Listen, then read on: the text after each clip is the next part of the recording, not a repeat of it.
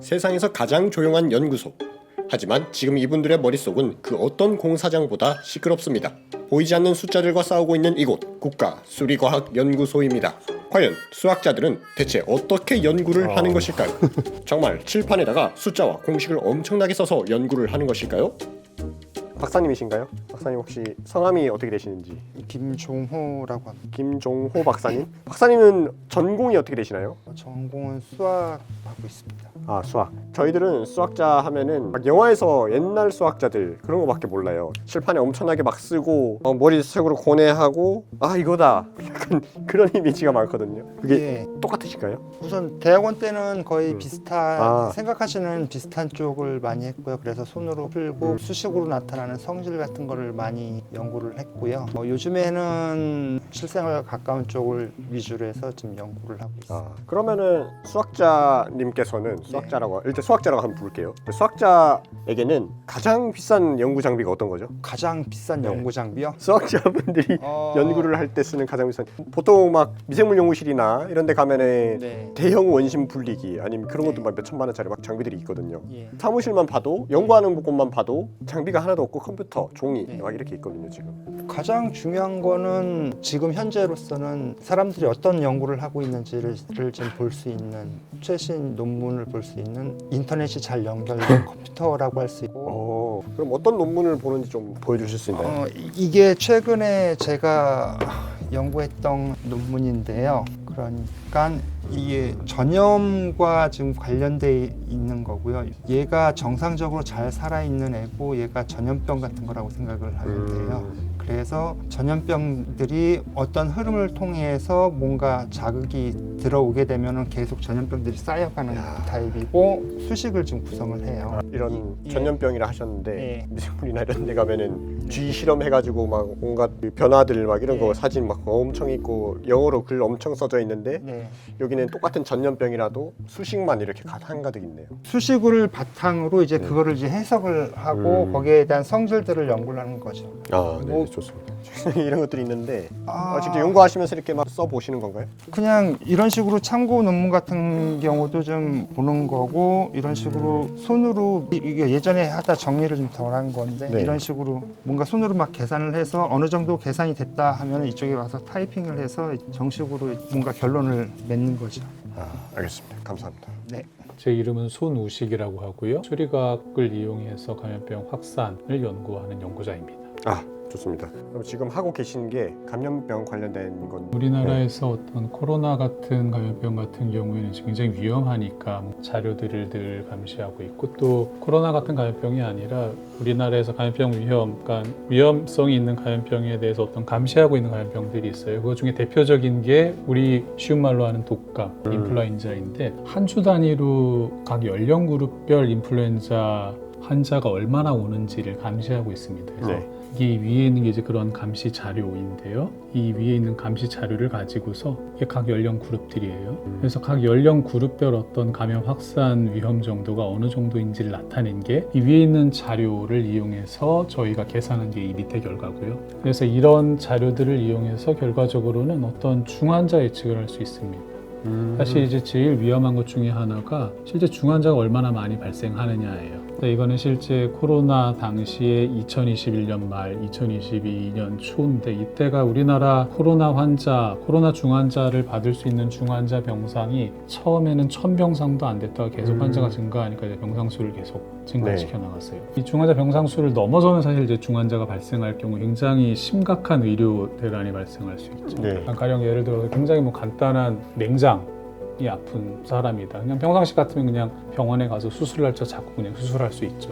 근데 가령 이런 어떤 감염병으로 인해서 위급한 상황이 발생해서 중환자 병상 수보다 많은 중환자가 발생하면은 전체 의료 환자가 간단하게 맹장 환자가 병원에 가서 수술하지 못하고 그 뭔가 잘못될 수 있는. 그래서 그걸 굉장히 좀 잘 지켜봤어야 되는 거고 굉장히 좀 힘든 예측 중에 하나예요. 그래서 결국 앞에 하는 이런 역할들, 그러니까 어떤 감염병 감시 자료를 이용해서 감염병 확산 위험 그리고 어떤 감염병 확산 위험을 가지고서 결국은 이런 중환자 예측을 하게 되는 게 저희의 주요한 역할이라고 할 수 있고. 이번엔 수학자님들을 모셔서 파이에 대한 이야기를 해보겠습니다. 네, 안녕하세요. 저는 국가수리과학연구소 산업수학혁신센터에서 선임연구원으로 있는 양희준이라고 합니다. 안녕하세요. 저는 국가수리과학연구소 공공기반 연구부 오정근입니다.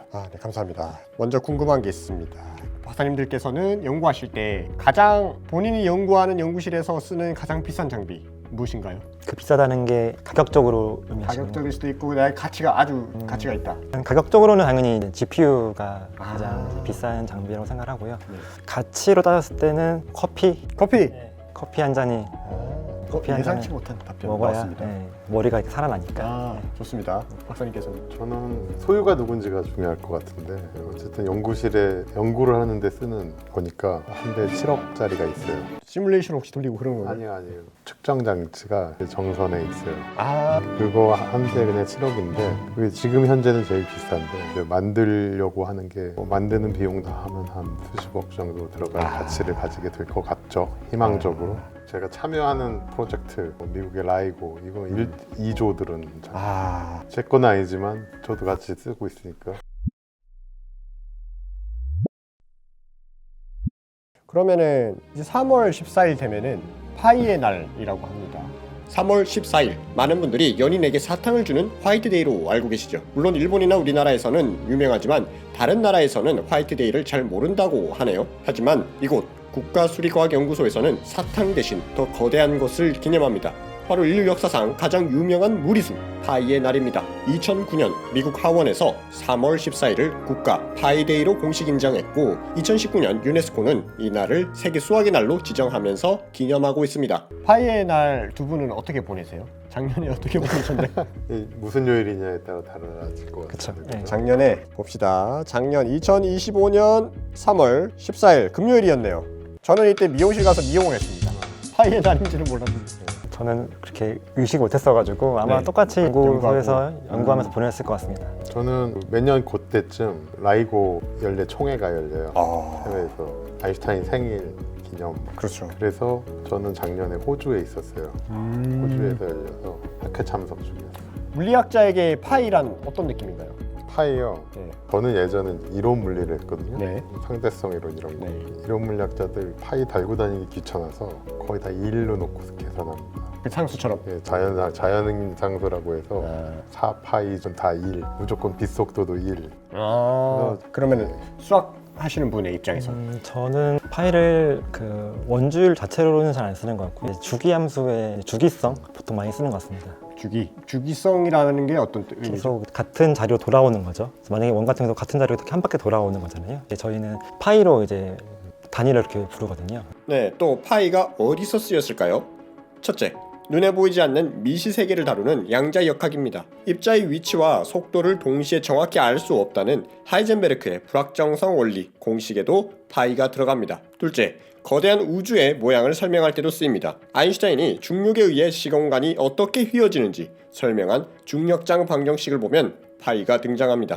셋째, 사람들의 키, 수능 점수 이런 일상적인 데이터를 그래프로 그리면 종 모양의 정규 분포가 나오는데 이 그래프의 적분 공식의 답에도 놀랍게도 파이가 나옵니다. 동그라미가 하나도 없는 통계 그래프에 파이가 숨어 있는 거죠. 또 소름 돋는 평행 이론이 있었습니다. 또 찾아봤는데 아인슈타인님 아까 호주 갔다고 한 것처럼 아인슈타인님의 탄생일 3월 14일이더라고요. 1879년. 천재 물리학자 우리 스티븐 호킹 언제 돌아가셨는지 아시나요? 3월 14일. 알고 계셨나요?